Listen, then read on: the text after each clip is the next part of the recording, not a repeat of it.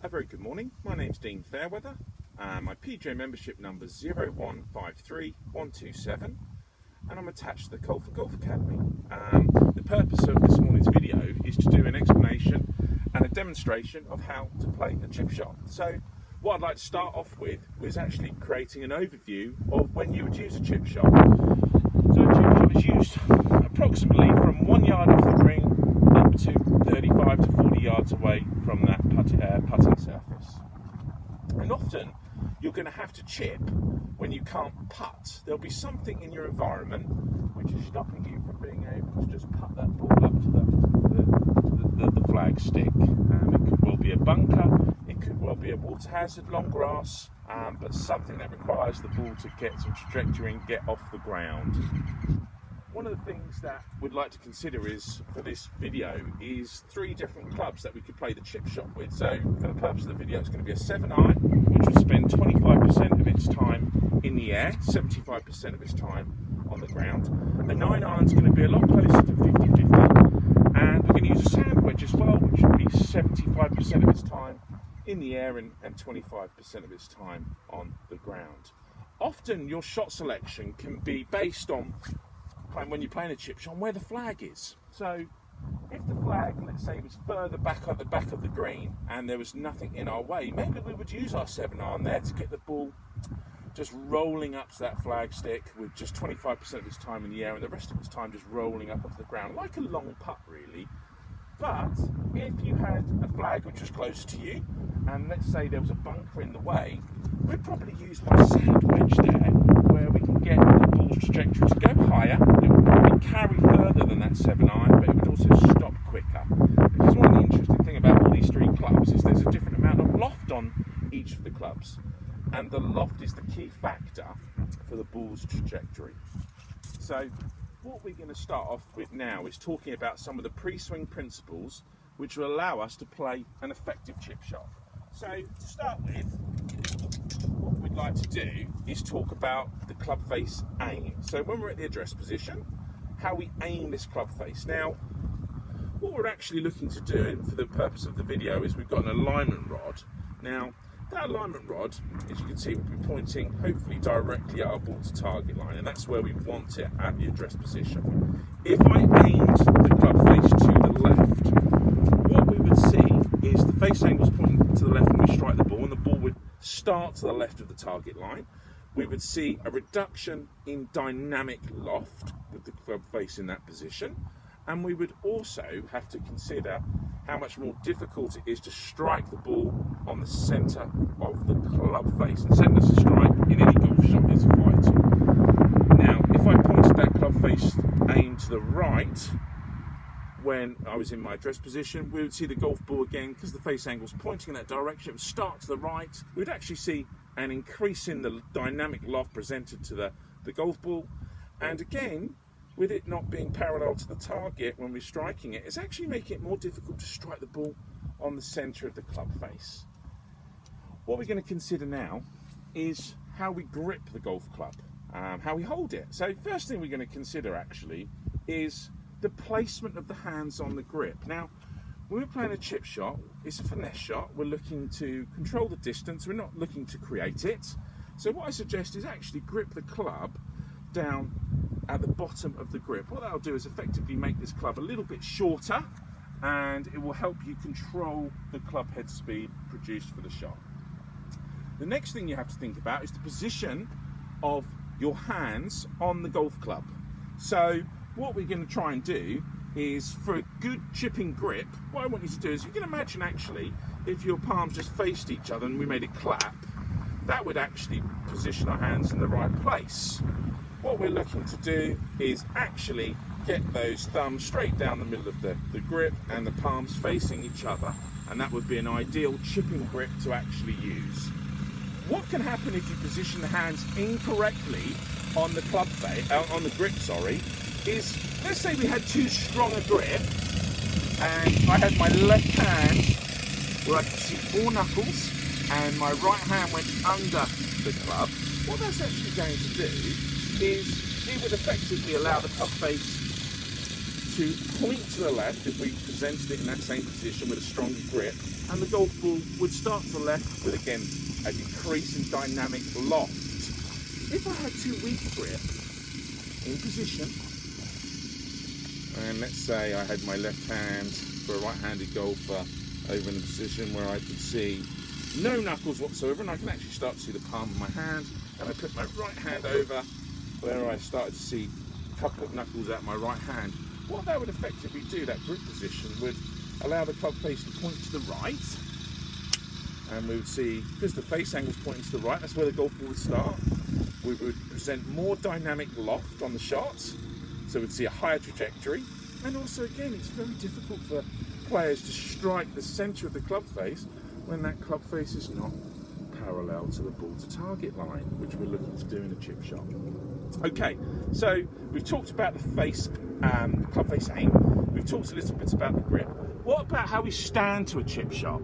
So the first thing I think we should consider is the distance, because one of the key factors about the distance is if I stood too far away from the golf ball here and I'm really stretching, actually it's going to affect my ability to strike the ball on the middle of the club face. If I was too close to the ball, what would happen actually, my body's in the way. So it again would affect the ability to strike the middle of the club face. The centerness of strike on any golf shot actually is one of the key factors for a good result. What we need to now think about is how we're going to position our body to play a good chip shot and the weight distribution. Now, when we're playing a chip shot, we want a descending angle of attack. And the reason we want that is because we want to be able to strike the golf ball first.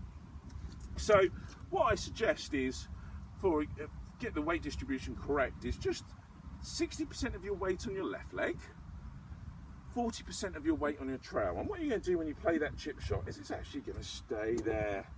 Weight stays just favouring that lead leg, and that will allow us to get the right strike angle of attack to strike the golf ball first. One of the things I think maybe needs consideration as well is how to control the club head speed on a chip shot. One of the things that I would like to think about is just narrowing my foot stance a little bit, so it's just under shoulder width apart. Because what we don't need in a chip shot is we don't need to create added speed.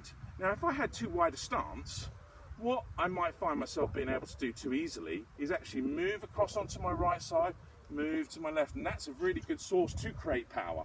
So we don't want to do that. Narrow stance, and that will help us control the club head speed. Once we've completed the posture, we've got to think about the ball position in our foot stance. What we're actually looking to do is have the ball in the middle of our foot stance and playing a chip shot. What can happen, and the reason we do that is it allows us to create the right angle of attack, and the angle of attack and the dynamic loft really control the trajectory on the golf shot. Also, one of the things, if you imagine you've got the ball too far forward in your foot stance, what might well happen is the club might hit the ground too soon, once again affecting the player's ability to strike the ball on the middle of the club face. If the ball's position went too far back, what we'll see now is that handle gets a long way ahead of the club head. What that's going to do is, if we return back to this position at impact from that ball position, is it's going to reduce the loft and we'll see a lot lower flighted golf shot. So we've talked a little bit about ball position and what that affects to the dynamic loft, the angle of attack, and the centerness of strike. One of the last things in the pre-swing principles that needs to be considered is the body alignment. The body alignment is a key factor to allow the correct swing path, an in-to-in swing path with the club face pointing in line with the swing path to hit a fairly straight shot, especially when playing a chip shot. So what I would do is I would just use an alignment stick. If you haven't got an alignment stick at golf club, and we're just going to place it down on the ground, and that alignment stick now is pointing at my target, my ball to target line. What we're going to do from there is we're going to put our feet directly behind the alignment stick, and what we're looking to do is have our feet, knees, hips and shoulders all pointing parallel to that target line. What that's going to allow us to do is it's going to allow us the correct swing path into the golf ball, in with a square club face, which will allow the ball to go at the target. Now, if I aim too far to the right with my body alignment, and my feet, my knees, my hips and my shoulders are all pointing now to the right of the ball to target line, what we'd actually probably see is the club would follow the shoulder line and it would come too much to the right of the ball to target line. My club face pointed in line with the swing path, the ball would go to the right, and if I aim to the left too much, and again my feet, my knees, my hips, my shoulders are all pointing to the left of my target, and the swing path's going to go too much to the left, and if the face points in line with the path, the ball will go to the left. So it's very important to get that body alignment correct, because it really allows the right direction of the shot if we can match that club face up, which we would have done from the club face aim. So just to finish up with, before we do the demonstration of the 3 chip shots that the clubs we've selected, I just wanted to talk very briefly a little bit about some in-swing ideas, how to control the distance of the shot. We already know that the different clubs will affect the dynamic loft, which effectively affects the carry distances.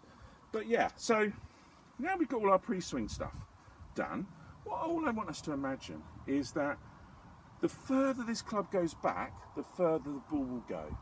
And what we're trying to do, if I had a chip shot of 10 yards and I've got my sand wedge here, I probably only need to swing here to here, and I'm looking to match the backswing up with the through swing. Now if I needed the ball to carry further and travel through the air further, let's say 30 yards, all I would do, I wouldn't change the club head speed, but what I would do is make this club travel a bit further back and through to allow that ball to go further and carry further.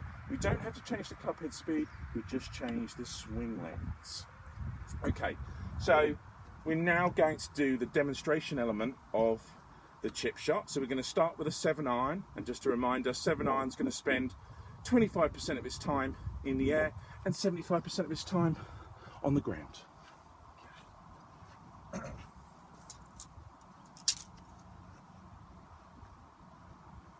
And this is a really good place actually to use a 7-iron, because I've got nothing in my way. The flag sticks to the middle to the back of the green, and we're going to try and play that shot now. Putting in together all my pre-swing principles.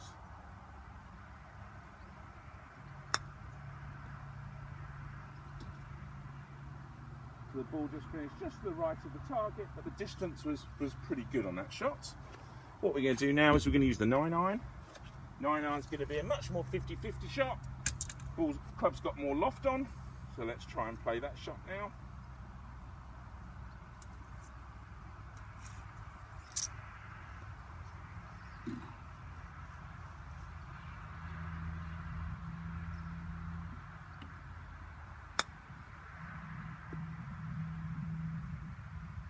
Quite a nicely executed chip shot, the shot of the flag stick, but had the right trajectory and the right rollout that I would expect from this club, the 9-iron. And it's now time to finish with the sand wedge. Okay, so it's going to be a lot higher trajectory, it's going to carry further, and it's going to stop a lot quicker, 75-25.